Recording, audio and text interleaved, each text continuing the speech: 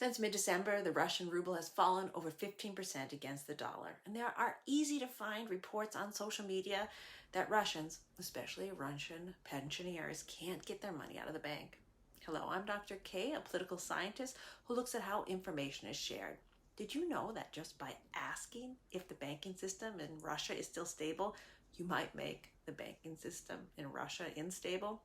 What is reportedly happening in Russia right now is a run on the bank. This happens when more people than usual want to take their money from a bank.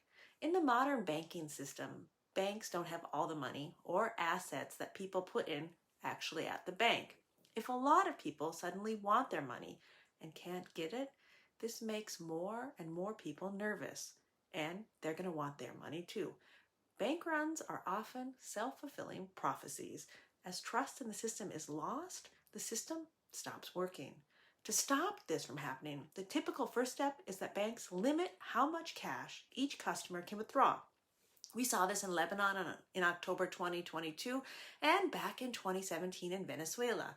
Bank runs can easily turn into banking panics as people suddenly all over a country try to convert their threatened deposits into cash or try to get their money out of their domestic banking systems altogether. For Russians, many banks in their country were cut off from the SWIFT transfer system, which is the foundation for financial transactions and payments between banks worldwide, already on March 12, 2022.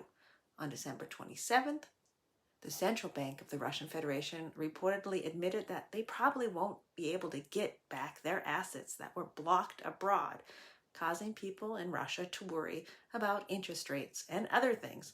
And it's reported that the head of the Central Bank of Russia proposed to seize private individual bank deposits and convert them into war bond. What to watch for? Well, normal Russians are suffering financially. The Kremlin may try to dial up rhetoric on Russia's oligarchs that they need to pay their fair share, trying to weaponize domestic public opinion against Russia's super rich, some of whom might not support Vladimir Putin as strongly as they did before the invasion of Ukraine.